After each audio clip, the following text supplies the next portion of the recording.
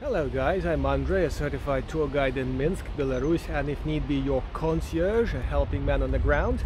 Today we're talking about real estate. Generally the prices are going down. You may see one of my previous videos about apartments in Minsk. And today we're talking about cheaper housing options outside Minsk. Buying a property is a complicated process here in Belarus. I mean, even for a local, there are some formalities that you may know of and you may not, and there are a few things that you can check as a natural person and a few things that you can't. And of course you'd rather be a local and know local culture to judge about your like seller or buyer, whatever you're up to, and make the right moves before it's too bad and it's too late. People get screwed, let's say, and it really helps to have somebody by your side, someone local, speaking Russian at least, to navigate you through the process. Dzержinsk is often presented as a satellite city of Minsk. The house where I just checked out the flat is right behind me. It overlooks the lake and the road. There's no noise, it's quite warm, even though the heaters are off. Now it's just 0 outside here. And the flat now is trading for $38,000 and going down.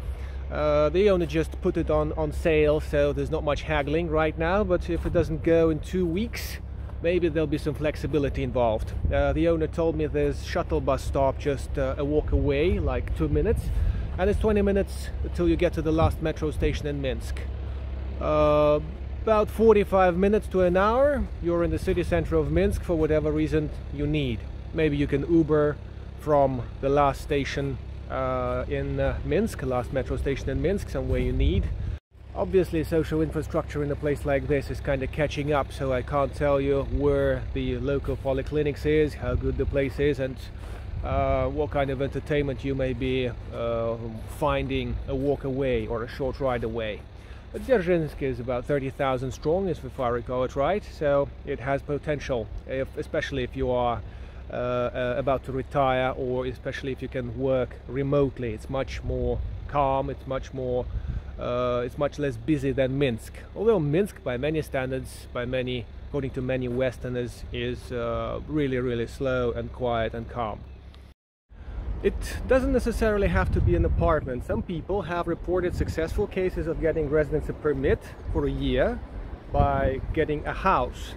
I wouldn't risk buying a shack, some place that is kind of barely standing in one piece, for that purpose, but we'll check out several options. There's an old guy selling house in my village, Relocate, 1 hour away from Minsk. We will go there with my customer and check it out. The other property is in Grodno region, 200 kilometers away. Its price is a joke, about $300. So the paperwork is more expensive. We'll check this one too and report. Now we are in my village, Relocate, and this is my neighbor's place. He's selling his ancestral house, about $9,000. Let's check it out, what kind of infrastructure he has. Apparently beehives are still operational. Looks like rabbit's tracks out here. A typical traditional village house with one living part on the right, could be split into 2, and on the left it's a lobby, keeping the place warm. The bars on the windows suggest that the place may be vulnerable in winter time. I haven't had any problems yet.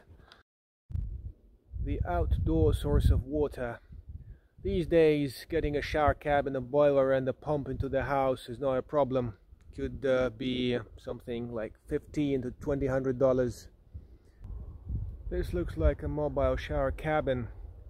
Industrious Soviet people could face any hardships. This one is used in summertime now. And this is not included, it's outside the fence. I love the shed. The small compartment was probably for the chicken once, and that one was for the alarm system for the doggy. I would say, considering the loyalty of the local migration office, if you're a retired American or European, or you are just about to settle in Belarus, this house, a deal like this, looks like a plausible option, like an efficient option to tackle this issue, especially if you can afford a ride to Minsk, if you have a car. And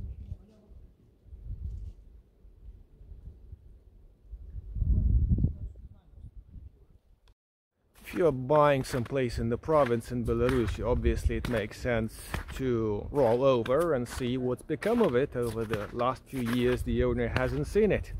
We're now 200 kilometers away from Minsk, checking out the house that my customer wants to buy, potentially, not exclusively, but potentially making use of it as a ground for his temporary residence permit. Let's see what it looks like. The place hasn't seen the owner in the last 10 years. Obviously, some bush will have to be removed. But most likely, as you see, the electric lines are off. You'll have to fix it with the local energy authority. The major benefit of the house is the price, $300. As they say in such cases, the paperwork would cost more than the house itself. Guys, this is a super ancient house. If anybody is mad about history like I am, that's a museum piece.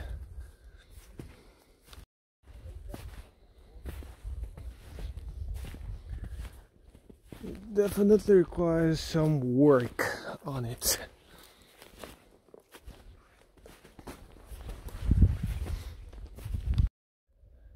Everybody claims the village is idyllic in summertime. Judging by the rivers, 5 minutes walk away, doesn't seem wrong. If you pick mushrooms and berries, this can be a lovely resort in the warm season. Once you decide that this is your ideal place to live, what happens is you take the seller to the authority that registers the land deals. It's called notary office, but normally BTI, which later registers your deal and pronounces you the next owner and issues you a blue certificate of ownership, has notaries sitting there. So it's normally one building, at least in Minsk. We'll find out which way it is here once we're back to fix the purchase. My client here is optimistic about it, so let's see what happens.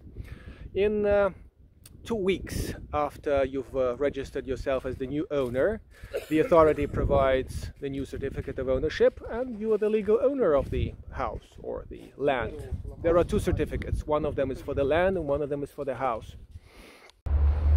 One of the next videos will be dedicated to a foreigner buying a property, buying a house here in Belarus to obtain the residency permit. And I hope you enjoy this video and the next one, and your questions are welcome. This was Andrei from Minsk, Belarus. Keep in touch and follow our deal. See where we will arrive in a couple of weeks buying that house and applying for papers. Ask the questions, press the likes, drop a coin for a donation.